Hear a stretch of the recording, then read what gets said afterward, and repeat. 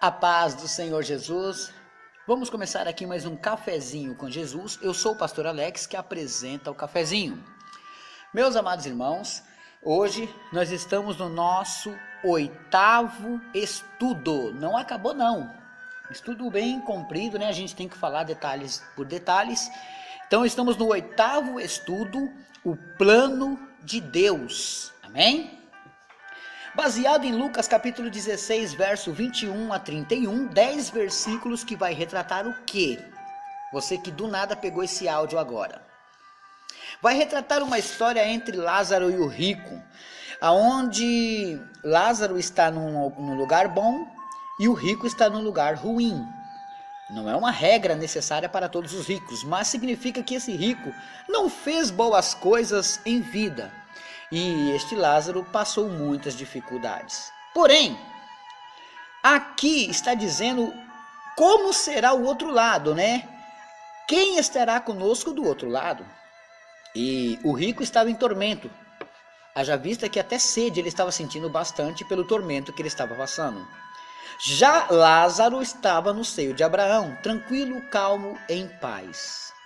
Então o plano de Deus, eu estou trazendo detalhadamente para você entender como você tem que fazer, para você não perder isto. Amém?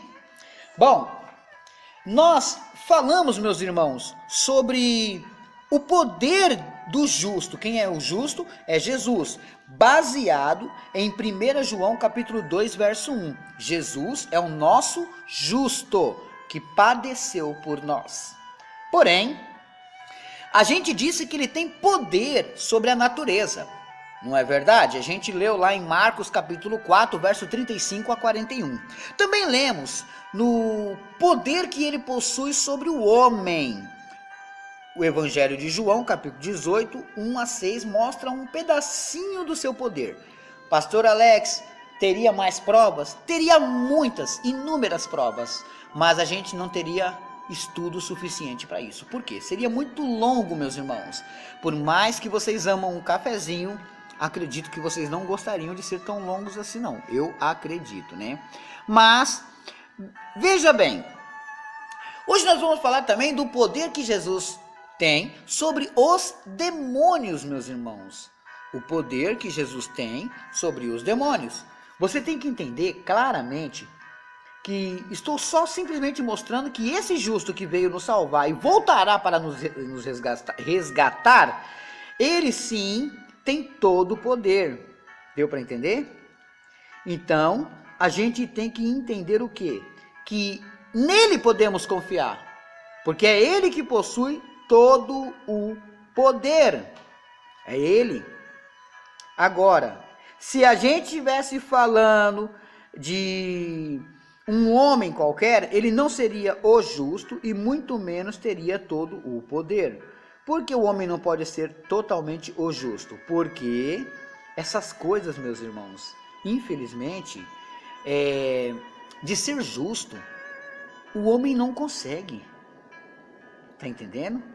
O homem ele não consegue ir além daquilo que o pecado o proíbe, o cerca. Então a gente tem que entender isso.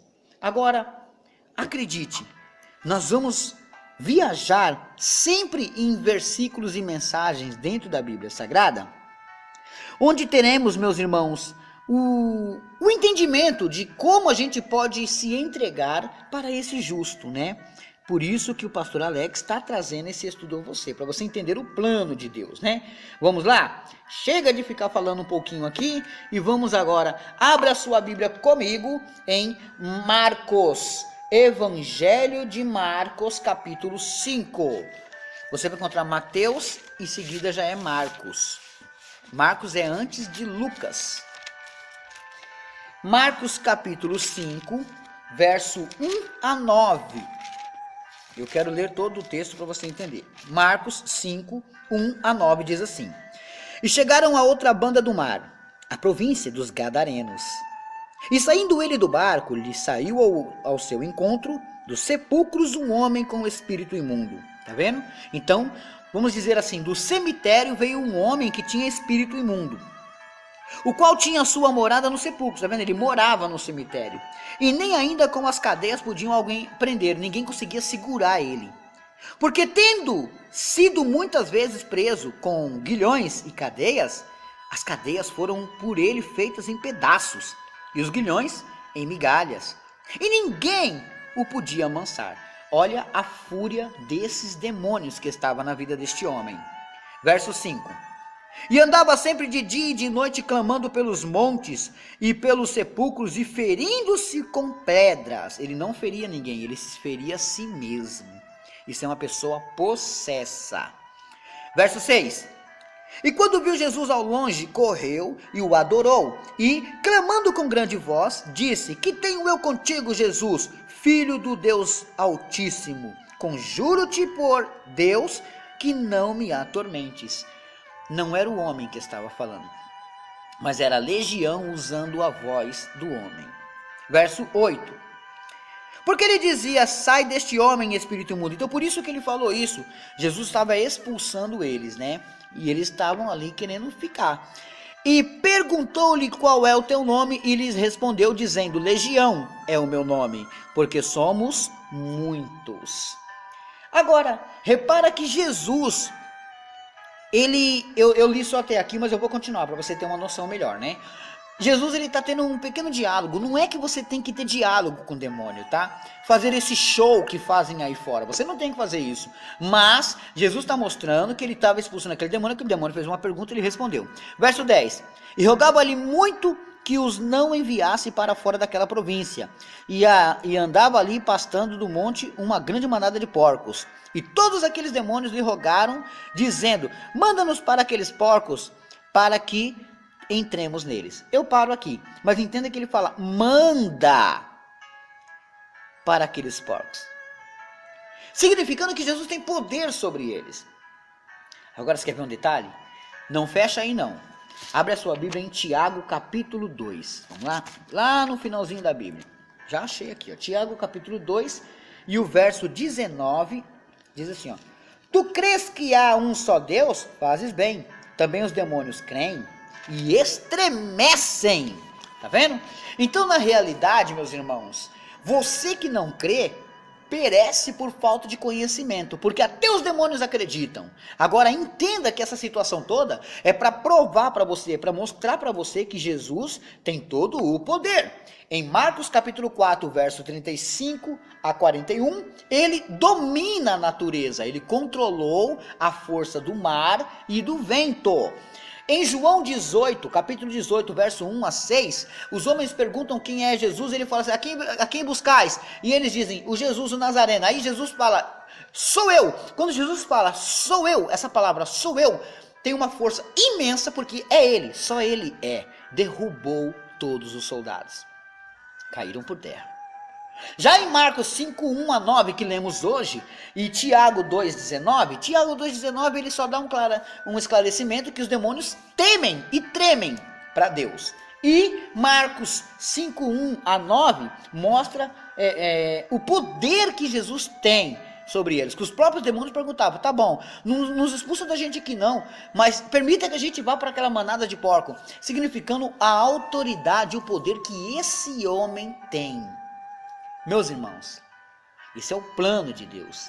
Ele foi o enviado de Deus. Por isso que você tem que acreditar. Ainda que lhe falta mais provas, basta ler a Bíblia e conhecerás muito mais. Entenda que ele foi o enviado para te tirar desse mundo, para não permitir você perecer. Quanto mais você perde seu tempo adivinhando quem será o Salvador, quem vai mudar na política, quem vai transformar o nosso país, perca de tempo. Não há promessas daqui para frente, a não ser a promessa de paz, quando o anticristo vai prometer. Porque Deus não veio trazer paz, mas sim espada, meus irmãos. Deu para entender? Compreendeu bem essa parte? Agora eu quero ler o último. O poder sobre Jesus, e amanhã eu dou mais uma pinceladinha aqui, porque já estou acabando meu tempo, né? Ó. Vamos lá, Mateus 17, 27. É só voltar um pouquinho quem estava em Marcos. Mateus 17, 27, diz assim: Mas para que não escandalizemos, vai ao mar lança o anzol, tira o primeiro peixe que subir, e abrindo-lhe a boca, encontrarás um estáter. Toma-o e dá por mim e por você. Pastor, eu não entendi. É interessante. Olha o que aconteceu. Cobraram impostos de Jesus, gente. O filho do rei, o dono de tudo, cobraram impostos dele. O que ele fez? Pedro, vai no meu banco. Qual banco, Senhor? Nem existe isso aqui. Tem sim. É lá no mar. Vai lá, pesca um peixe e da boca do peixe você abre. Dentro da boca dele está o meu dinheiro. Olha a autoridade, o poder. Como é que Jesus sabia que tal peixe guardava um dinheiro que era para pagar o imposto dele e o de Pedro? Diga para mim se isso não é poder, se não é autoridade, domínio sobre os animais. Por isso, entenda que Deus tem o melhor para você. Basta você acreditar que esse justo, o nosso Messias, ele voltará. E quando vier, salvará o teu povo. Amém, meus irmãos?